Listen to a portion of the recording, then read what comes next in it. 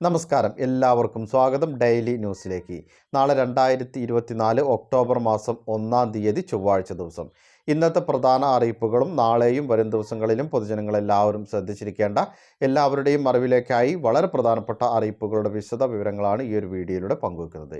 ഓരോ അറിയിപ്പുകളും വളരെ പ്രധാനപ്പെട്ടതാണ്. മറ്റുള്ളവരിലേക്കും ഇത് ഇൻഫർമേഷൻ ഷെയർ ചെയ്ത് കൊടുക്കുവാൻ നിങ്ങൾ മറക്കരുത്.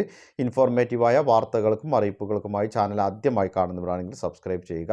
ഫേസ്ബുക്കിലൂടെയാണ് നിങ്ങൾ ഈ ഒരു വീഡിയോ കാണുന്നതെങ്കിൽ പേജ് ഫോളോ ചെയ്യുവാനും മറക്കരുത്. അപ്പോൾ നമുക്ക് വിശദമായിട്ടുള്ള അറിയിപ്പുകൾ എന്തൊക്കെയാണെന്ന് നോക്കാം. ഒന്നാമതായി ശ്രദ്ധിച്ചിരിക്കേണ്ട അറിയിപ്പ്, കാലാവസ്ഥ അറിയിപ്പിൻ്റെ വളരെ പ്രധാനപ്പെട്ട ഒരു മുന്നറിയിപ്പ് വന്നിരിക്കുകയാണ്.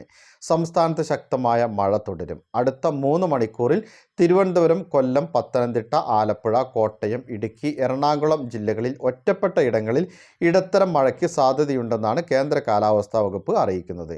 അതുപോലെ തന്നെ നാളെ പത്തനംതിട്ട, ഇടുക്കി, എറണാകുളം ജില്ലകളിൽ യെല്ലോ അലർട്ട് പ്രഖ്യാപിച്ചിട്ടുണ്ട്. കേരള, ലക്ഷദ്വീപ് തീരങ്ങളിൽ ഇന്നും നാളെയും, കർണാടക തീരത്ത് ഇന്നും മത്സ്യബന്ധനത്തിന് പോകാൻ പാടില്ല എന്ന് കേന്ദ്ര കാലാവസ്ഥാ വകുപ്പ് അറിയിക്കുകയാണ്. കേരള, ലക്ഷദ്വീപ് തീരങ്ങളിൽ മണിക്കൂറിൽ 35 മുതൽ 45 കിലോമീറ്റർ വരെയും ചില അവസരങ്ങളിൽ മണിക്കൂറിൽ 55 കിലോമീറ്റർ വരെയും വേഗതയിൽ ശക്തമായ കാറ്റിനും മോശം കാലാവസ്ഥയ്ക്കും സാധ്യതയുണ്ട്.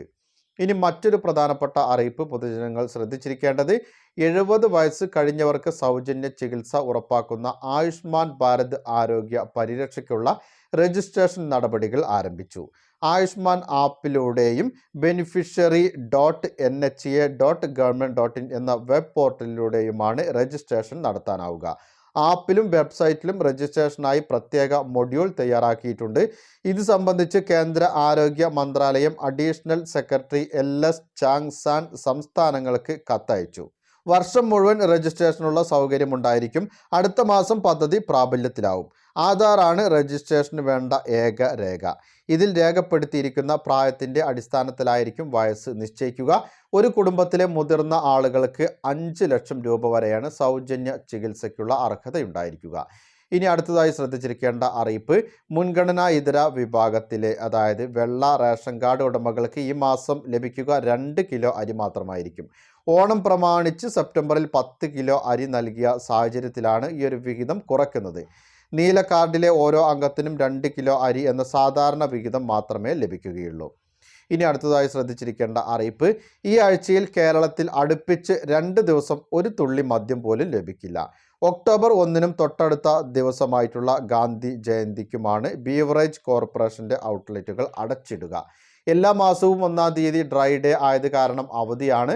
ഒക്ടോബർ 2-ന് ഗാന്ധി ജയന്തിക്കും എല്ലാ വർഷവും മദ്യ ഷോപ്പുകൾക്ക് അവധി ബാധകമാണ്. പൊതുജനങ്ങൾ എല്ലാവരും ശ്രദ്ധിച്ചിരിക്കേണ്ട എല്ലാവരുടെയും അറിവിലേക്കായി വളരെ പ്രധാനപ്പെട്ട അറിയിപ്പുകളുടെ വിശദ വിവരങ്ങളാണ് പങ്കുവച്ചത്. പരമാവധി ആളുകളിലേക്ക് ഈ ഇൻഫർമേഷൻ ഷെയർ ചെയ്തെത്തിക്കുവാൻ നിങ്ങൾ മറക്കരുത്. അഭിപ്രായങ്ങളും നിർദ്ദേശങ്ങളും കമൻറ്റിലൂടെ എഴുതി അറിയിക്കുക. പുതിയൊരു വീഡിയോയിൽ നമുക്ക് വീണ്ടും കണ്ടുമുട്ടാം. അതുവരേക്കും അനൂപ് സൈനിങ് ഓഫ്.